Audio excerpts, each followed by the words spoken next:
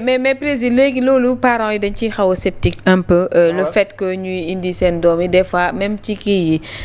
ñaq yi ñu leen di faral def da ngay gis ne sax bu amee ci école yi yenn parents yi du ñuy accepter loolu dañuy préférer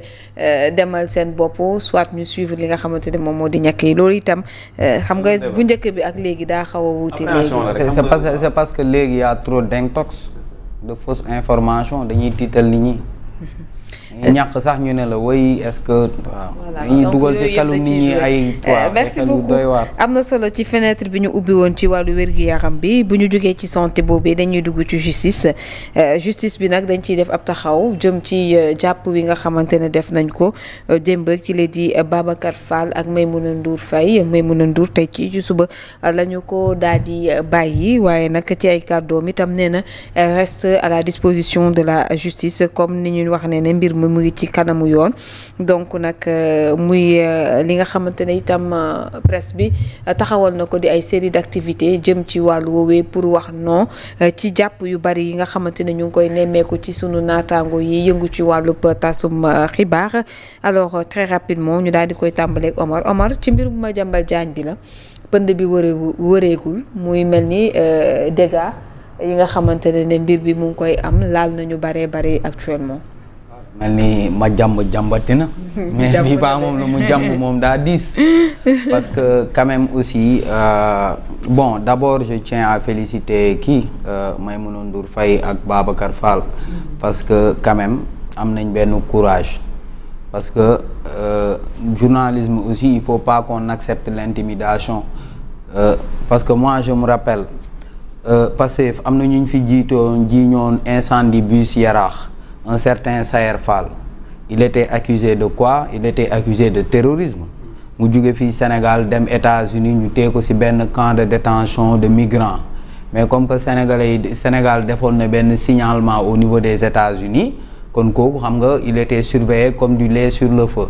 Pourtant man à l'époque j'avais fait une interview avec ce Sayer Fall là génnee ko ci journal, pourtant on m'a pas inquiété sous le régime de Macky Sall te c'était mis à la une d'un journal repris par beaucoup de sites d'information. Donc ça veut dire que le journaliste c'est pas un policier, on est ni policier ni juge ni gendarme, ñun ay journaliste lañ, on cherche l'information. Donc tey jii bu fekkee ni parce que à l'époque man lan moo taxoon ma def ko, je me dis que ay jeunes lañ yoo xam ne dañ leen accuser ne yéena taal bus bi boobu ba léegi ay papier à charge rek laay gis, donc c'est bien normal ñoom ils ont voix au chapitre, ñu dégg au moins leur version des faits. Donc il était important aussi que ñu dégg version des faits Madiambal Diagne par rapport ak accusation yi nga xam ne nii teg nañ ko ci ndoddam. Léegi Madiambal il a parlé, wax na lu diis nag parce que il a parlé de rapport boo xam ne nii c'est sur la table du président de la République. Il a parlé d'un contrat d'armement, il a parlé, en tout cas wax na, bon il a même parlé d'une vidéo boo xam ne nii peut-être nit ñi yàgg nañ ko dégg mais ba léegi kenn tegu ci sa bët. Donc c'était important cette interview là parce que tax na tamit ñu am ay éclairage par rapport ak contrat bi nga xam ne nii nee nañ da ko lié ak Ellipse Project, ndax wax na comment il a fait pour démarcher Ellipse Project ba ñu ñëw yeggali projet boo xam maanaam liggéey projet boo xam ne nii ñi ñu ko njëkkoon kii ak ni ñu leen ko naroon fayee sur 10 ans arrangé wu leen. Donc c'était important. Maimouna Ndour Faye, Babacar Fall, ils ont fait un travail de journaliste. Léegi nag pourquoi on les a libérés? Est-ce que Maimouna Ndour Faye ak Babacar Fall mënoon nañ leen téye ci prison bi ba léegi? Parce que tey bu fekkee ni tey teewoon nga Maimouna Ndour Faye téye nga Babacar Fall mais histoire boobu, l'histoire du rapport, l'histoire de la vidéo ak l'histoire comment dirais-je, maanaam ça sera au centre de l'actualité. Donc je pense que Maimouna ak Babacar Fall ce sont des patates chaudes hein? Léegi nag ça montre que aujourd'hui le régime a peur de Madiambal Diagne par rapport à, parce que man tey bu fekkoon ni tey bàyyi nañ Babacar Fall bàyyi ñu Maimouna Ndour Faye, je vais dire au doyen mais Madiambal il faut que comme que si yow la jaaree yow yaa def ak ñoom interview ñu jàpp leen donc il est temps il faut que tu publies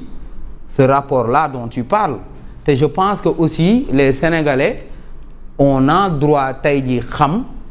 qu'est-ce qui s'est passé par rapport ak lu mu wax parce que Madiambal dafa wax loo xam ne nii c'est extrêmement grave aussi parce que quand tu dis que tey am na benn rapport boo xam ne nii moo ngi ci table président de la République j'ai partagé naa ko ak benn général te rapport boobu lu ci nekk buñ ko génnee woon tey buñ ko fësaloon tey Ousmane Sonko du doonati premier ministre mais nous on a envie de savoir ce que cache ce rapport-là donc ça c'est important donc le fait nga libérer Maïmouna Ndour Faye le fait nga libérer Babacar Fall taxul ñun on sera pas amnésique loolu taxul ñu jékki-jékki fàtte loolu donc c'est important je tiens à féliciter ces deux confrères là parce qu'ils ont fait un travail de journaliste léegi nag li ci des mooy par rapport ak les informations yi nga xam ne nii Madiambal wax na ko loolu noonu mënuñu ko bàyyi nii mu sedd par rapport ak lu muy wax un présumé contrat d'armement la wax à Ndeye Khady Ndiaye loolu tamit c'est tellement gros donc je pense que loolu noonu tey war nañ ci war nañoo xam fan la loolee ndax am na amul oui loolu dafa war a leer Madiambal loolu da ko war a leeral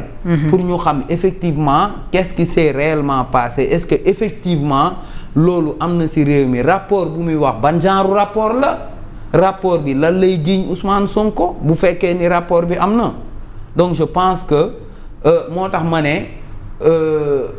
Madiambal demam France moom moo ngi commencer am njëriñ quand même parce que il est en train de poser un débat boo xam ne nii quand même aujourd'hui tey am na fu mu yóbbu actualité bi léegi nag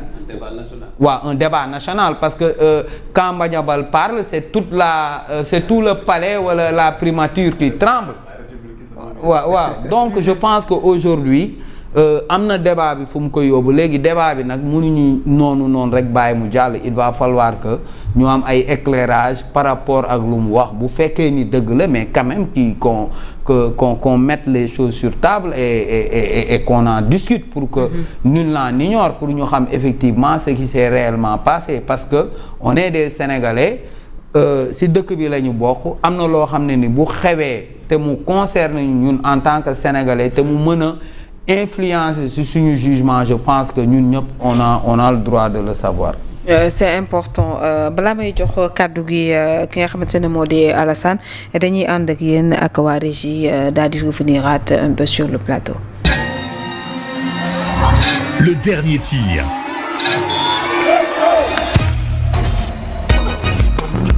La balle de match.